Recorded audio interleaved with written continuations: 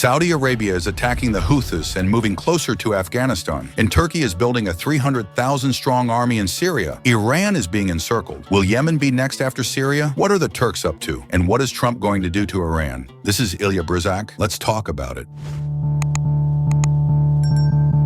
On the night of December 24th, Saudi Arabia launched strikes across Yemen in areas controlled by the Houthis. The Saudis fired heavy artillery shelling into Sada, a region in northwestern Yemen. At the same time, there were reports that the UAE-backed Southern Transitional Council, STC, launched an offensive in the southern Taiz region. Fierce clashes are reported in the Al Janaad area in southwestern Yemen between the Houthis and the country's legitimate government. According to official media in Yemen, there is 1 dead and 3 wounded in the attack. Some sources say there is heavy shelling in Yemen. Other sources say these are just localized firefights that will have no continuation. Nevertheless, experts believe that after Syria was taken away from Iran, the West, primarily the US, has now decided to take Yemen.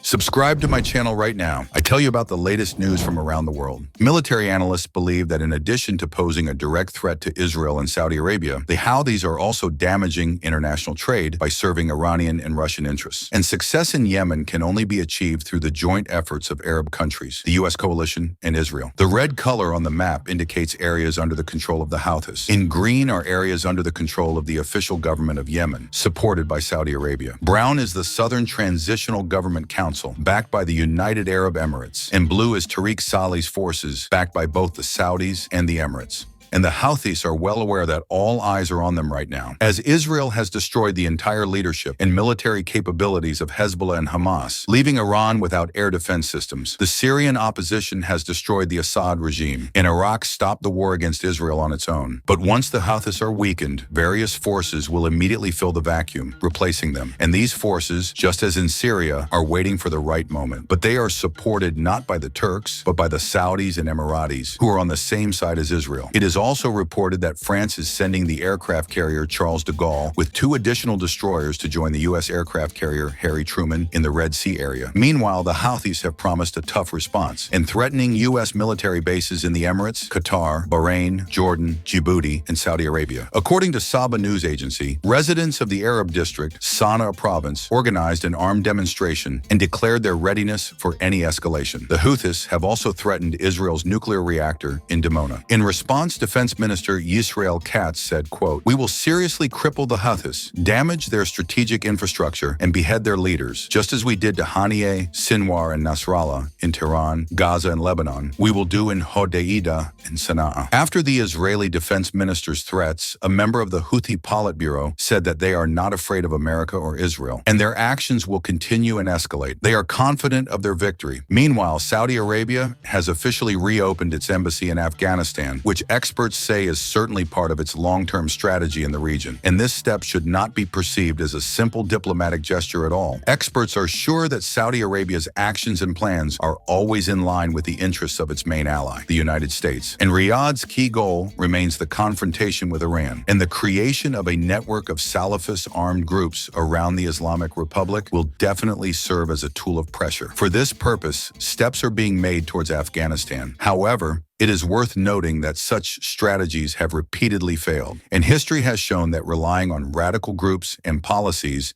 to destabilize the region only exacerbates the crisis. Nevertheless, how the next attempt to encircle Iran will work, we will soon see. So be sure to subscribe to the channel. I'll keep you posted. However, U.S. National Security Advisor Jake Sullivan said in an interview that Trump could be the key to reviving the nuclear agreement with Iran and hopes the president-elect will seize the opportunity to reach an agreement. On the one hand, Iran is well aware that taking the nuclear issue to the UN Security Council would likely lead the country to international isolation and continued escalation, which given today's vulnerabilities would certainly not be good for Iran. Therefore, Iran would likely be happy to begin any dialogue with Trump. On the other hand, it is also clear that the states are primarily preparing precisely to increase pressure on Iran through international structures. Meanwhile, Iranian politician Kemal Karazi said in an interview with Al Mayadeen that Iran is both ready to both negotiate and resist Western pressure. A quote, "Our response will be proportional to their actions. If Iran is attacked, we will respond accordingly," end quote. Meanwhile, according to U.S. intelligence and Israeli assessments,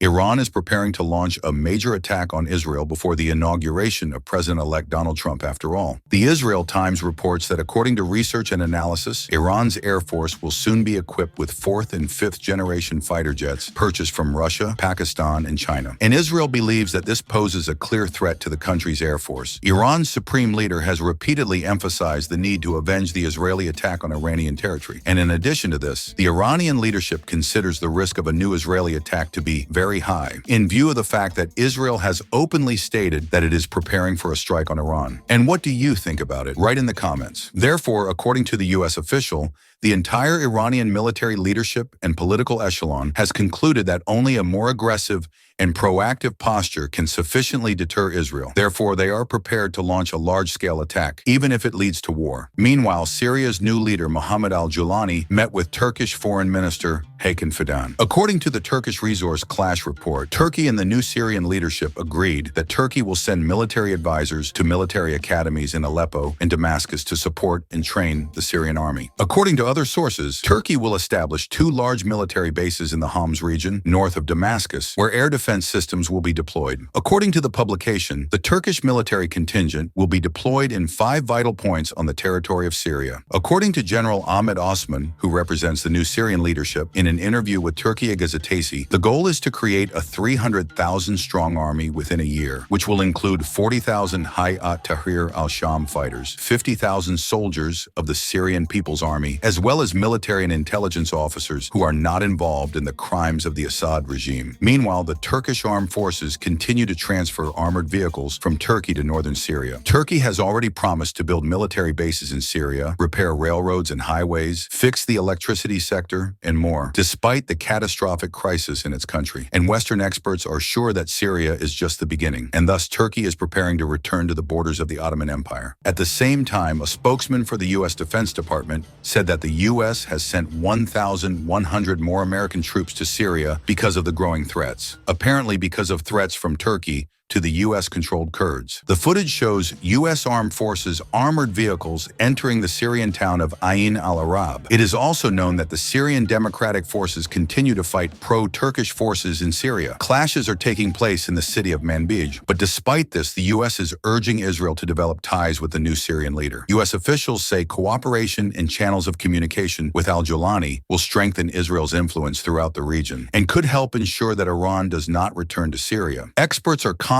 that everything that is happening in the Middle East right now is just the beginning, and the major events are still to come. So subscribe and stay tuned. Write in the comments what you think about it. Busty and Patreon for those who want to support the channel. See you.